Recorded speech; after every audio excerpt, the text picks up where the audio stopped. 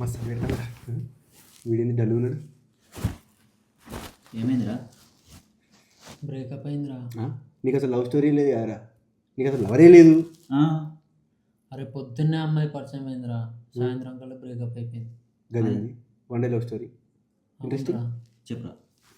అరే పొద్దున మెసేజ్ వచ్చిందిరా ఇన్స్టాగ్రామ్లో, ఓపెన్ చేసిన హాయ్ అని పెట్టిన, నీకు అమ్మాయి కావాలని అని పెట్టింది, కావాలని పెట్టిన, నీది ఏ కాలేజ్ అనేది, నాది పలానా కాలేజ్ అని చెప్పిన.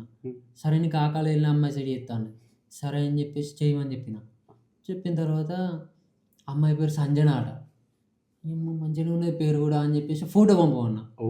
కత్తి లెక్క ఉన్నది, హీరోయిన్ కంటే హైలైట్ ఉన్నది. చూపిస్తావరా స్టోరీ చెప్పని ఫస్ట్. ఫోటో పంపింది, నచ్చింది, ఓకేనా అంటూ ఓకే అన్న. సరే మీట్ అవుతావా అంటే మీట్ అవుతా అని చెప్పిన.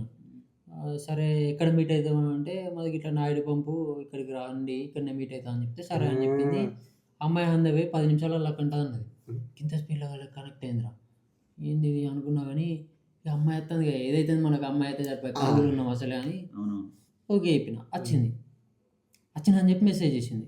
నేను నా లొకేషన్ ఉన్నా అని అంటే ఆమె కూడా అక్కడనే ఉన్నది అన్నది.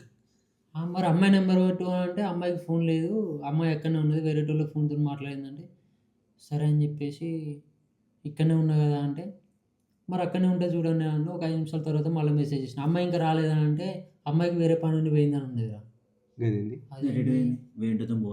వచ్చింది ఒక అర్ధగంట తర్వాత కలుపుతాట అన్నది.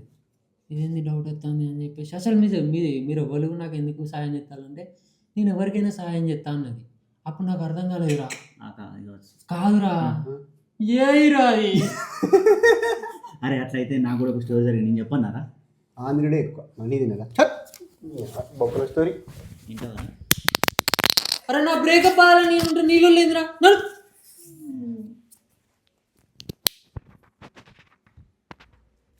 అంతే అయితే కానీ అమ్మాయి మంచిగా